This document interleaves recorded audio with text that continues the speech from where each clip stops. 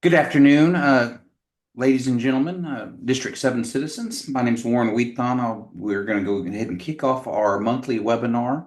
We've asked the Kiowa Alcohol and Drug Abuse Program, the acronym is KADAP, to join us today, and our guest is Mr. Charles Nestell. So, as always, if you're visiting or you're going to be joining the live webinar today, make sure you use the question and answer box down below if you have any questions for the program. So let's start off by just giving a quick introduction. Charles, would you tell us, who you are, how long you've been with the program, and what the program Oh, does? Oh, somebody's coming in your vehicle. Hold on a second. oh, Okay, go yeah. ahead and get started. De onde da. Oh, my name is Charlie Nestell Jr. and I'm with my case manager here. We're at Oklahoma Department of Mental Health uh, training for Addiction Severity Index, and we use that in our profession to do intakes and assess people, um, assess their level of care needs. And as Mr. Warren said, my name is Charles Nestell. I'm a licensed alcohol, drug counselor, and mental health. I've been licensed since 2020. Um, I got my master's at the University of Central Oklahoma, and I've been practicing for about 6 years up here in Oklahoma City. I worked at Red Rock Behavioral Health Services as a therapist for 2.5 years. Before that, I was a therapist at an opioid treatment center downtown Oklahoma City, and we don't only treat addiction, but we treat mental health along with it. And I've gotten the field back in 2012. I came out of addiction and mental health myself. Grew up. Uh, if you guys aren't familiar with the ACE score, it's another adverse childhood experiences assessment that we use, and it goes up to 9. Well, they say anybody that scores over a 4 is more likely to have, drug and alcohol problems, behavioral problems, be involved with the criminal courts, physical problems, just different things like that can really cause a harm on your health. I scored a 4 on it, so I can look back and see my problem areas. But yeah, I've been in the field for 7 years, and I've been in recovery lifelong.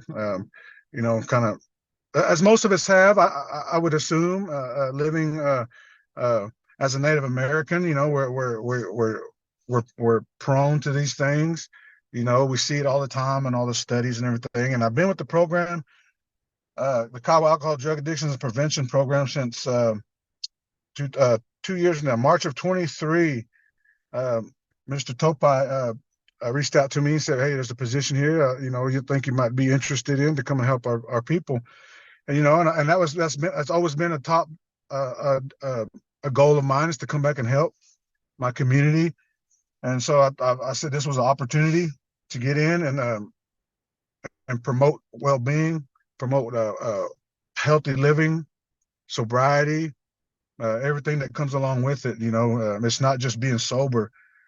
Um, Drugs and alcohol is just a solution. It's a temporary solution to a bigger problem that we try to find that's in here. And sometimes maybe it's not. Sometimes maybe people had a good upbringing and they just fell into it. And uh, science does say that we can get addicted without having any emotional problems or any mental health problems. So I've been in the field. I got sober 2012 for, I don't know, this is the seventh, eighth time. I tried to get sober. In 2012, it kind of stuck.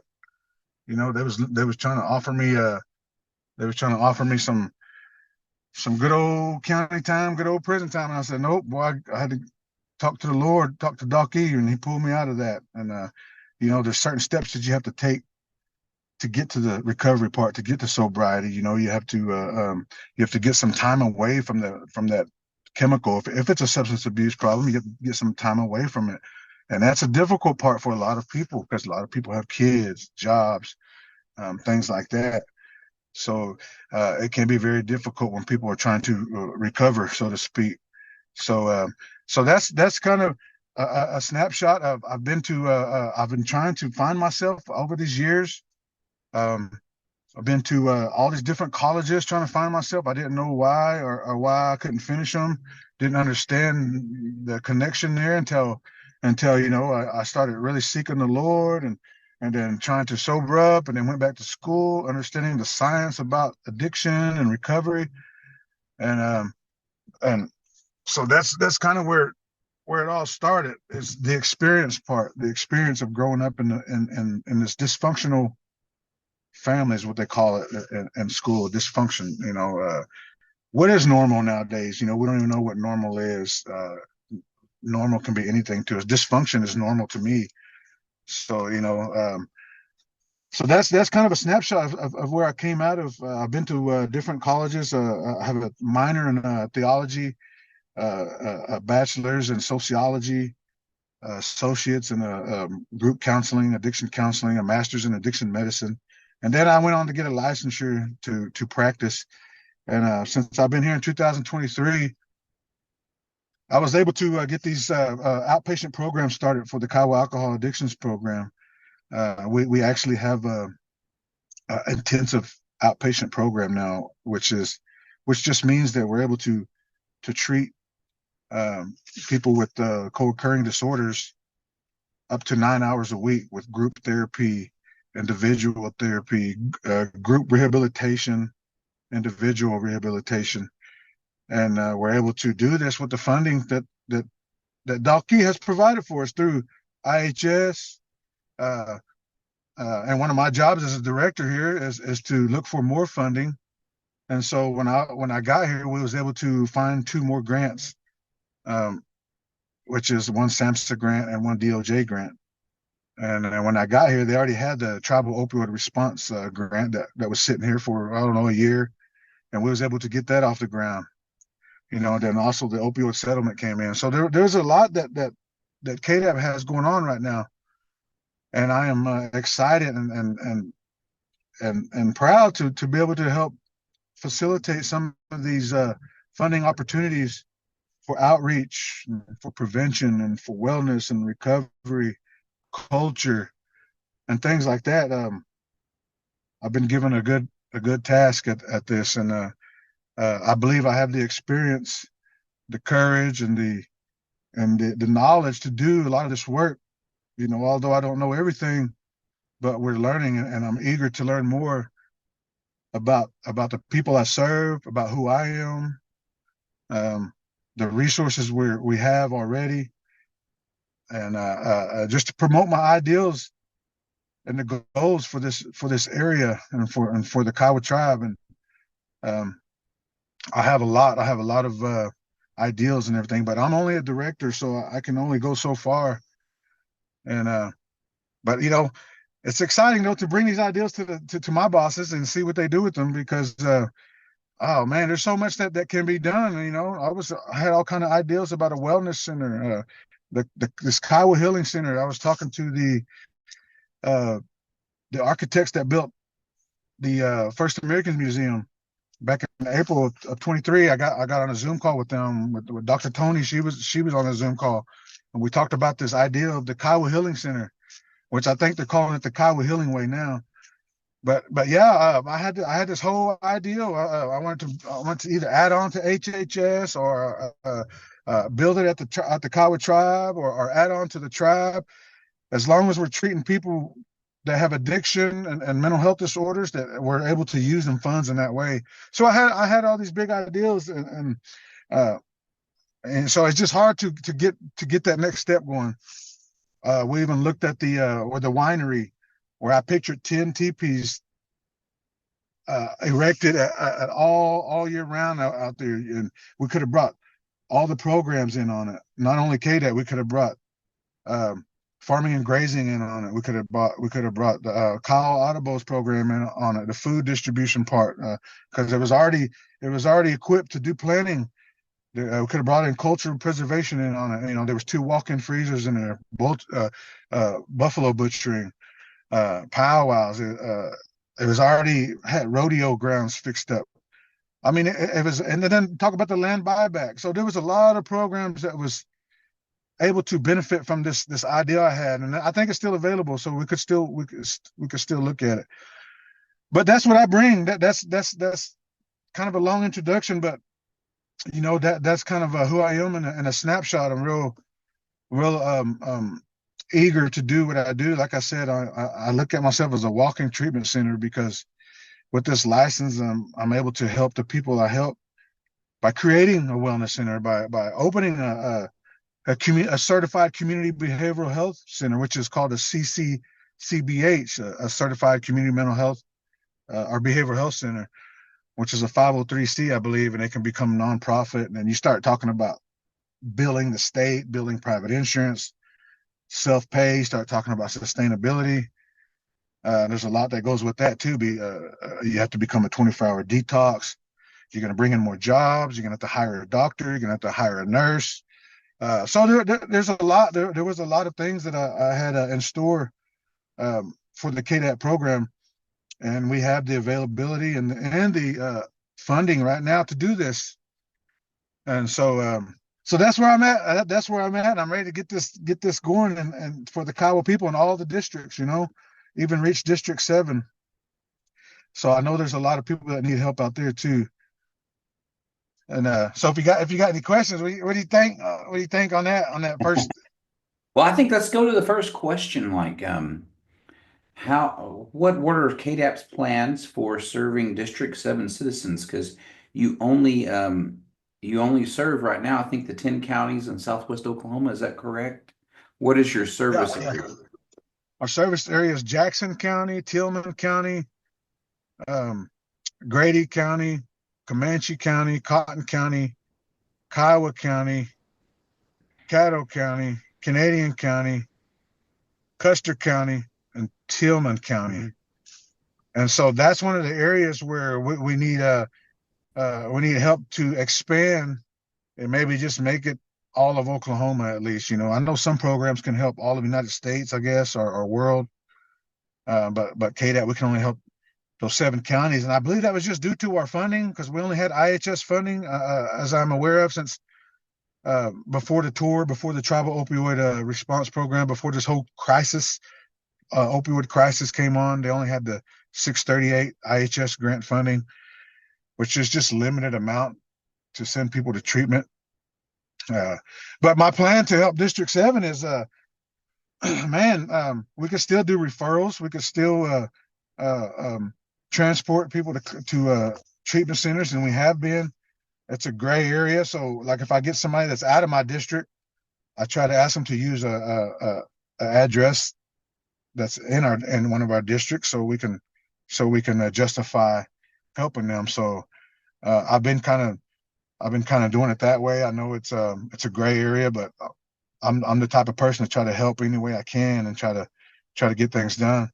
But for one thing, we can come up there and do an awareness event. We can do a prevention event, and talk to you guys, talk to the legislators about creating some new, maybe a new law, or I don't know how to do that to open up the boundaries to add more service area, things like that. So that's one thing that maybe I have to go to my higher ups to talk about and find out how to open that up.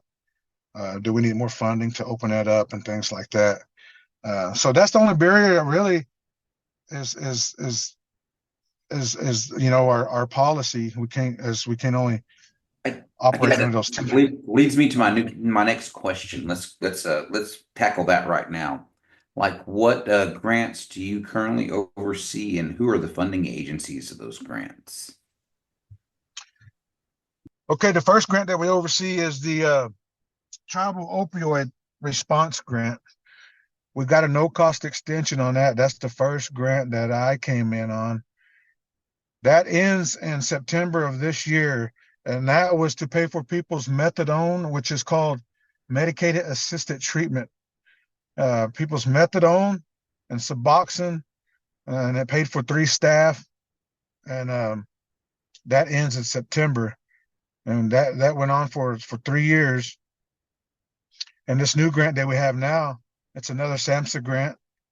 It's still opioid, tribal opioid response grant, and what that does is it's allow us to put 8 people Kiowa Preference First into treatment for up to a year, into sober livings for up to a year to pay for 8 people, and then there's case management needs and all that. But we're able to get our own house if we can. If that's what I was trying to do, but that fell through the cracks too. That was above my head, so I couldn't. I had no say so over that. So we were trying to rent a nice place at Oak Ridge, where the Kiowa Indian Education Agency already has a collaboration with them for their summer youth program and school kids for the summer. So we was going to collaborate with them to get a rehabilitation home, and it was a nice home. And to put all Kiowas in there, it was going to be well, it could be co-ed, but you know how that works. We don't want it to be co-ed. We want to break them up. So we got that grant going on, and we're waiting for the budget on that to be approved. Um, and then also we're working with the Department of Justice grant, and that grant is going to allow us to pay for 4 months of somebody's sober living, or even just that they can get their own house up to 4 months. We pay it up to 4 months, and then they take over the payments. But we do the case management with them. We get them, take them to group. We gotta make sure they're living according to the criteria of policy of no drug use on the premises, coming to groups and things like that. But and then we also have the regular 638 IHS grant, which lets us pay for detox treatment, case management, referrals, and things like that. And that's limited though, so it really costs to send people to treatment. I mean, for example, if you wanted to send somebody to Oakwood Springs here in Oklahoma City, that's probably $6,000 a month. So you're looking at for 90 days of treatment, that's $18,000. So that's why we use places like Hope Center Ministries, $700 a year, Salvation Army, that's free for 6 months. But then we have the state places, which is only 30 days to 45 days because they run off of insurance. Sometimes they don't take SoonerCare because some of our SoonerCare clients are indigent, homeless. And so there's a lot of different barriers that we have to go through to get people to treatment. And then also on our end, as a clinician, we have to try to put somebody in the right level of care according to their need and their severity. And that's not always the case because there's no insurance, there's no money. So we have to send them to a private insurance or a Christian-based facility, and sometimes they might not believe that way. So that's the kind of barriers we face, and that's why Native Americans need their own program for that reason. Maybe they want to do more culture stuff.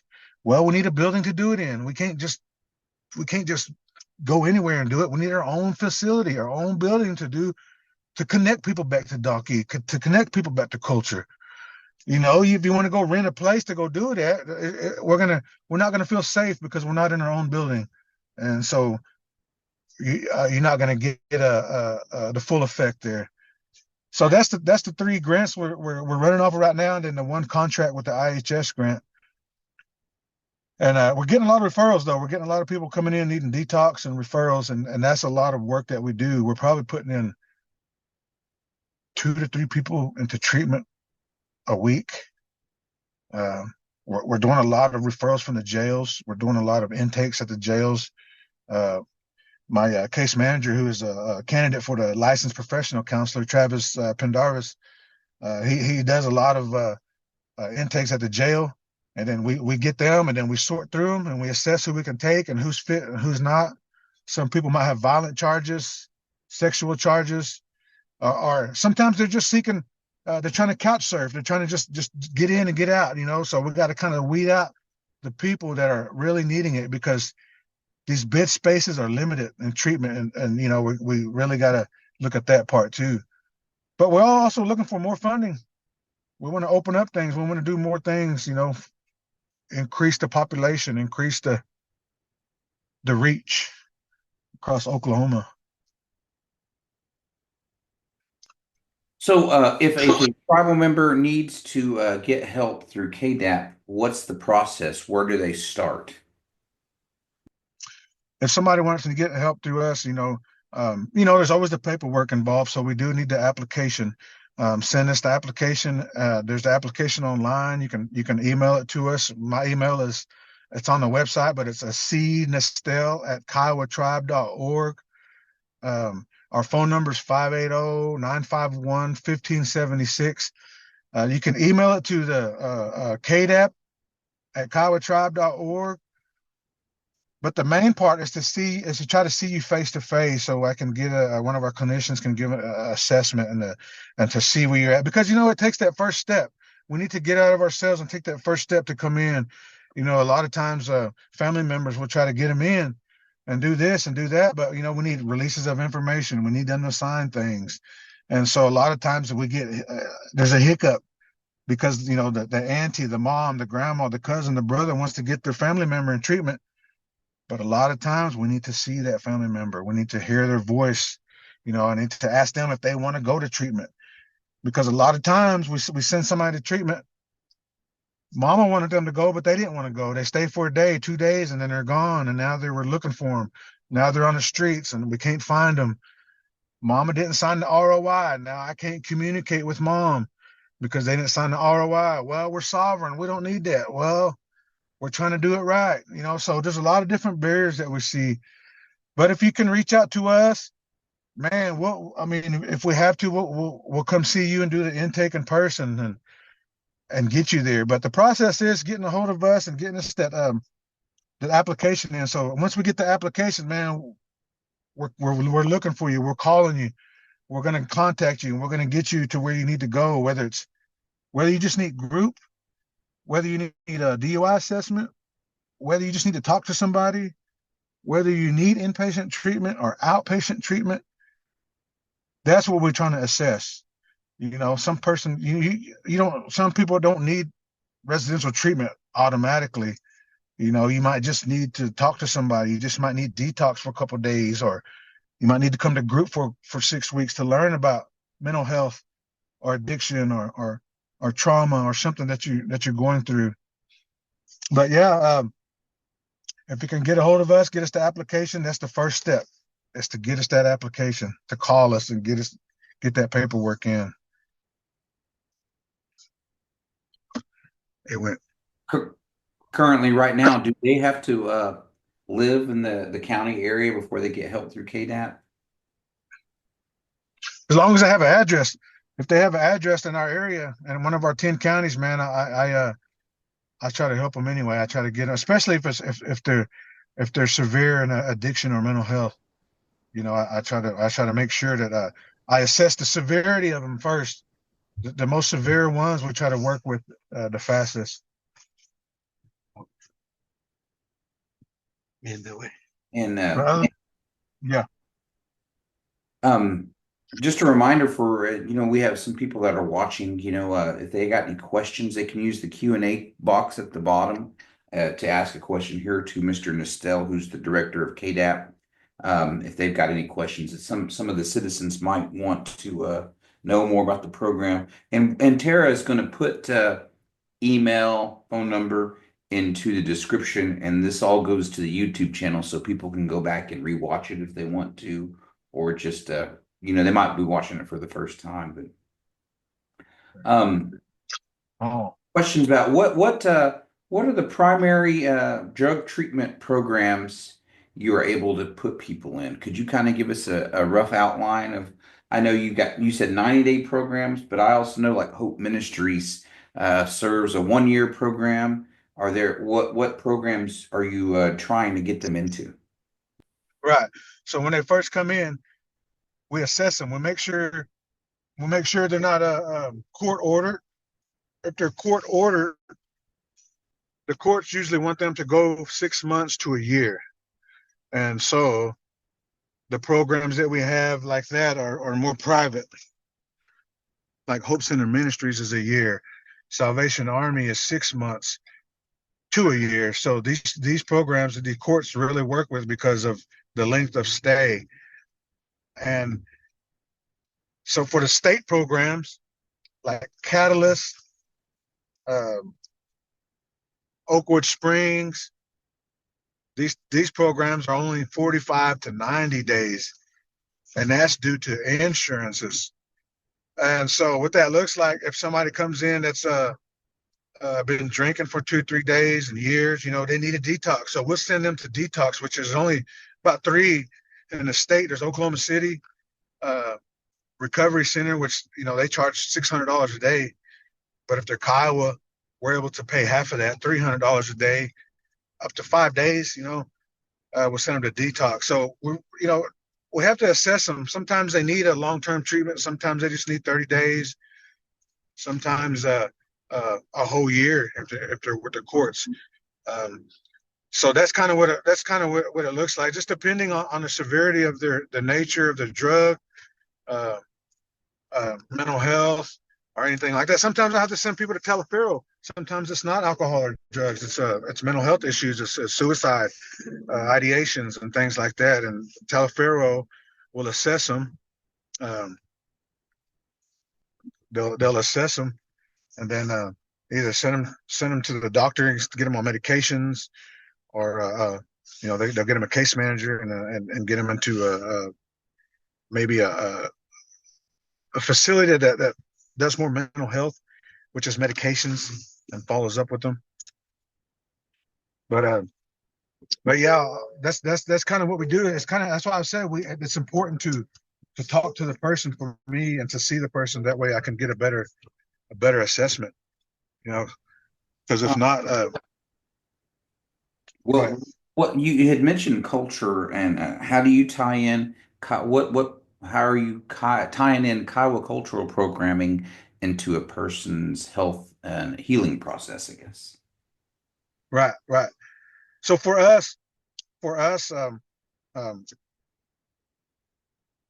in our group therapy, in our group sessions, we're able to burn cedar. We're able to pray in Kiowa. We're able to talk about our culture and powwows and things like that. And so if a person was going to, let's say, Red Rock Behavioral Health Services, or they was going to Southwest Youth and Families and Anadarko, they're not going to be able to talk Kiowa. They're not going to be able to burn cedar. They're not going to be able to uh, uh, be Indian, so to speak, and talk about recovery at the same time.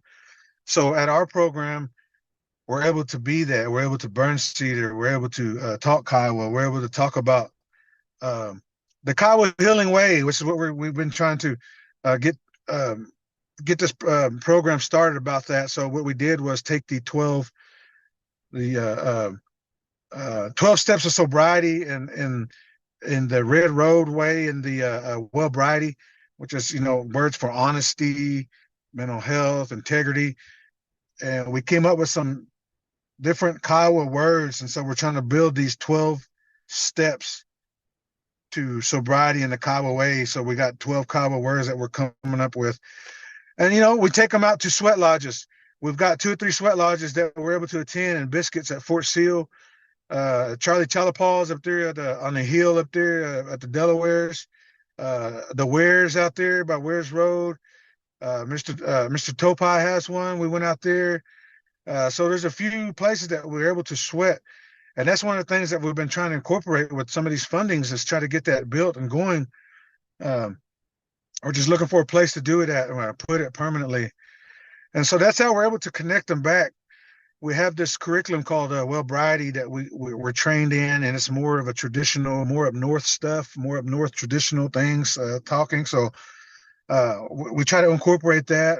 Warrior Down, Fire Starter. There's different names for this Wellbriety groups that SAMHSA uses. SAMHSA uses this, the mental health funding agency. They use this a lot, but they say that we're able to tie into what our tribal culture is to our funding. Like in Seattle, we went to a training in Seattle. They tie in canoeing, fishing. So down here we can tie in hunting, uh, um, sweats, and things like that. And that would have been real keen, boy, if we could have got that winery, because we could have been doing some of this stuff out there. Uh, camping out, hunting, bow making, uh, things like that. We did some culture classes with the women. We did shawl making classes. We did with the late Dr. DuPont. We did gourd making classes on Thursdays. We want to do a ribbon a ribbon and gourd making shirt next. So we're just coming up with new ideas like this to bring in our own culture twist to it.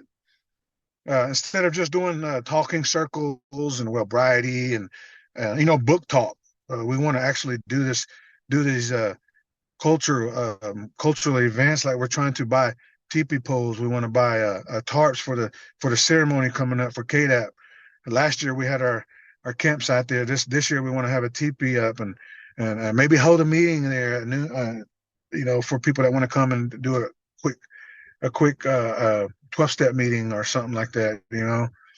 So yeah, we're trying to get. I'm tied back into it now as a Native American, as a KCA guy.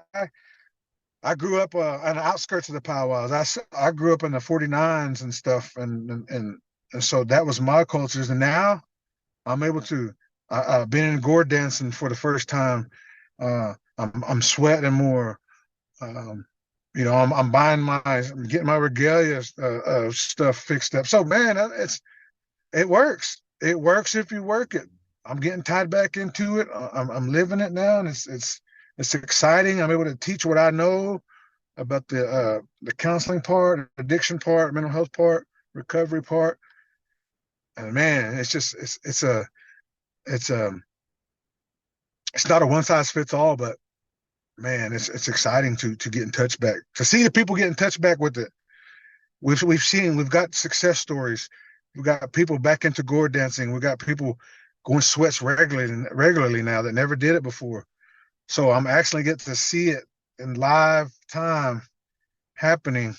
Of course, we got to keep people's confidentiality, so I can't start blasting people out and say this person is doing this and that person is doing that. But it's exciting work to see, and we're really setting the bar right now, I believe, in this area, because you don't see other programs in Native American areas that has a intensive outpatient program.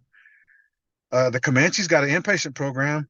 George Hawkins and CNA's got an inpatient program, but an intensive IOP outpatient program, KADAP has that, and you're not going to see that probably in Choctaws, Chickasaws. They all got an outpatient program that's got an IOP, but we have it in this area. And so that's what I'm excited about, because we're right there with Southwest Houston families. We took over their contract with probation and parole, because drug court over there is 80% Native Americans and probably 70% Kiowas. And so probation and parole is working with KADAP and doing all their assessments, bringing their assessments over. And it's cutting the cost, because it costs to do these SASSIs that we're able to do for free for our Native American people. And sometimes we even help non-natives as well. So we're really trying to help everybody we can.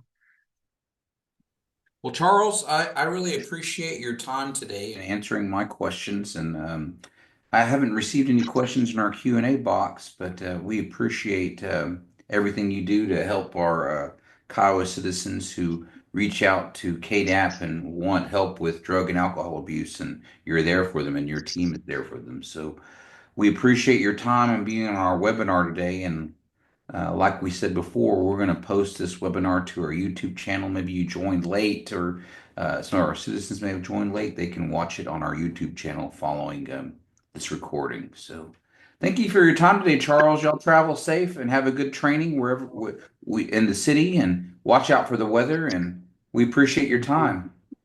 Have a Hello, good Mr. day. Ethan. Yes, sir. All right. We'll talk soon. Thank you. Later. Thank you. Bye.